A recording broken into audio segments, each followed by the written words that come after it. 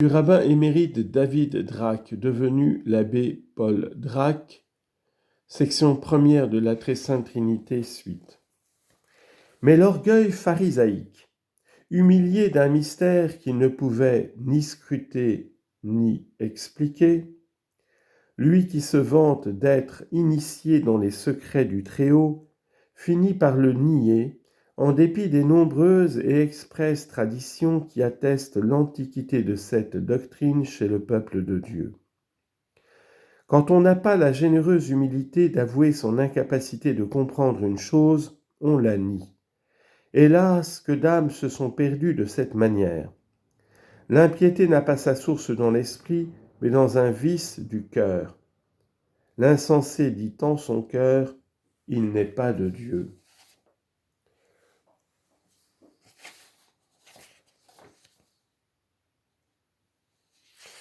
En note, une longue citation en latin dont je m'abstiens.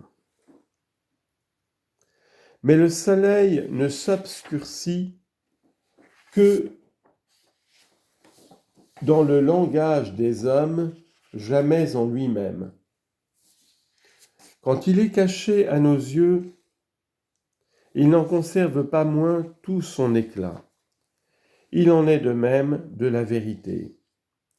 Nous la nions quand nos yeux sont trop faibles pour la voir. Mais cette présomptueuse et folle négation ne saurait détruire la divine vérité. La vérité du Seigneur demeure pour l'éternité. Psaume 116, verset 2. L'Ancien Testament offre un grand nombre de textes d'où l'on peut déduire la vérité de la Sainte Trinité. Comme ils sont rapportés et expliqués au long dans toutes les théologies dogmatiques, nous jugeons inutile de les mettre ici sous les yeux du lecteur, d'autant plus que nous cherchons nos preuves plutôt dans les traditions de la synagogue que dans l'Écriture. Nous passons donc de suite aux traditions qui, du reste, doivent amener naturellement les principaux de ces textes. Chapitre 1er, paragraphe 1er.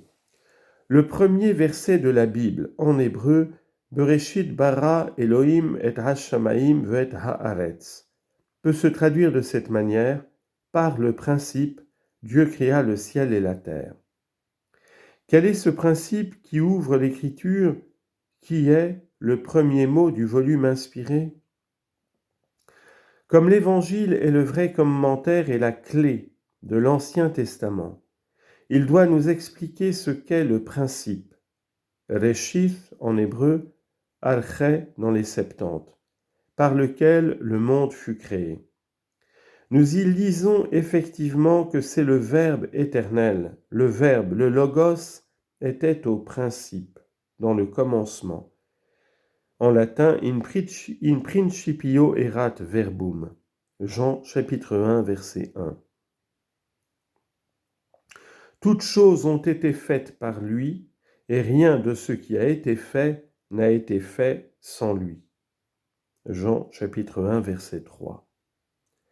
Le fils de prédilection du Père, dit saint Paul aux Colossiens, est le chef du corps de l'Église, le principe. Colossiens chapitre 1, verset 18. Je suis, dit le Seigneur lui-même, béni soit-il, l'alpha et l'oméga. On lit en note.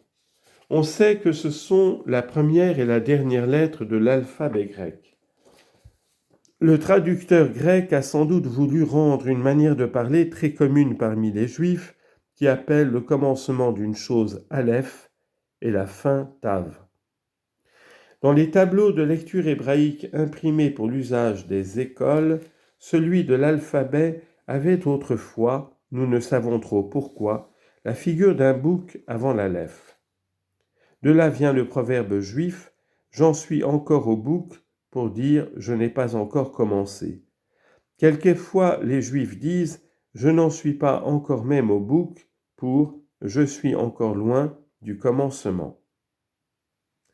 Il est bon de remarquer aussi que si le premier mot de l'Ancien Testament désigne d'une manière obscure encore sous un voile le Verbe qui était au commencement, le dernier mot du Nouveau Testament est le nom béni de Jésus en toutes lettres. car le verset 21 par lequel se termine l'Apocalypse n'est qu'une bénédiction ajoutée, une manière de fin au bout du livre. Fin de note. Le principe et la fin. Apocalypse, chapitre 1, verset 8, chapitre 21, verset 6, chapitre 22, verset 13. Les docteurs de la synagogue n'ignoraient pas que le mot « réchif » prête à cette interprétation. Le Talmud, traité Megillah folio 8 recto, rapporte que les 72 anciens, auteurs de la version grecque alexandrine, se déterminèrent tous, quoique séparés et renfermés chacun en sa cellule particulière, à n'écrire le mot Bereshit qu'après Elohim bara, Dieu créa, changeant ainsi l'ordre des mots dans l'exemplaire de l'original qu'ils présentèrent à Ptolémée en même temps que leur version.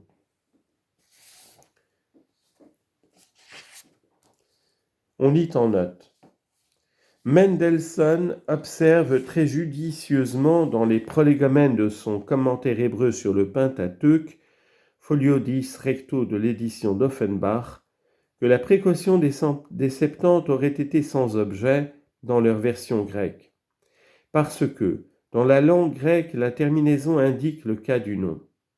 En effet, les traducteurs n'avaient nullement à craindre en mettant en arche epoiesen hotheos, que Ptolémée comprit, l'être appelé en arche, au commencement Bereshit, à créer, ou si vous voulez, engendrer, le Dieu appelé hotheos, puisque ce dernier est au nominatif. Il faut donc supposer que les docteurs juifs présentèrent au roi, outre leur version, le texte qui leur avait servi d'original. Or, dans l'hébreu, le chaldéique, comme on néglige la particule f ou f qui est le signe de l'accusatif, il était à craindre qu'on ne prît le nom de Dieu comme régime du verbe créa, selon la croyance du polythéisme. Cette supposition se convertit en certitude par le témoignage de Tertullien. Dans le chapitre 18 de son apologétique où il parle de la version des Septante, il dit « On voit encore aujourd'hui ces livres dans la bibliothèque de Ptolémée, près du temple de Sérapis, avec l'original hébreu. Nous croyons avoir établi ailleurs, à savoir dans de l'authenticité dans la synagogue des livres deutérocanoniques, par de solides raisonnements que les Septante n'ont pas pris pour texte la Bible hébraïque, mais la Bible vulgaire de leur temps, c'est-à-dire le Targum chaldéique. Le profond philosophe juif Mendelssohn avait, comme le baron de Sacy et le comte de Maistre, ce génie rare, ce coup d'œil juste et pénétrant qui lui révélait la vérité. Il n'a jamais lu une ligne des pères de l'Église, quoiqu'il possédât à fond le grec et le latin. Il ignorait donc entièrement le témoignage de Tertullien que nous venons d'alléguer. Que si l'on nous demande pourquoi est-il resté juif, nous demanderons à notre tour pourquoi les Juifs accablent-ils de malédiction la mémoire de cet homme qui fait tant d'honneur à leur nation. C'est qu'il était véhémentement suspect de christianisme. Ses enfants, sans doute à sa recommandation, se sont faits chrétiens. D'ailleurs, le génie de l'homme, quelque puissant qu'il soit, est arrêté au seuil du surnaturel. Or, la foi appartient à l'ordre surnaturel. Elle est un don de Dieu.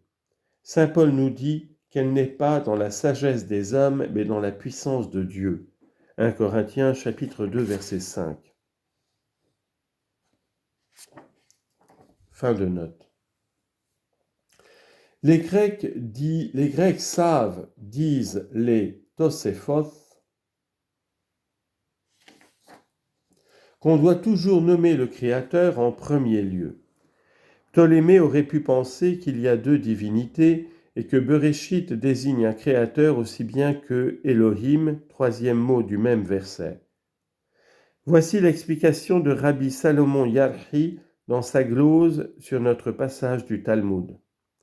afin que le roi ne crût pas que Béréchit soit le nom d'une divinité, qu'il y ait deux divinités, et que la seconde procède de la première. Il est vrai qu'en plaçant Béréchit après Elohim, l'inconvénient n'est pas levé, parce que la langue hébraïque n'a ni désinence pour indiquer les cas, ni place déterminée dans la phrase pour le sujet et le régime direct. Mais jamais difficulté n'a embarrassé un rabbin, il tient toujours quelques sophismes en réserve.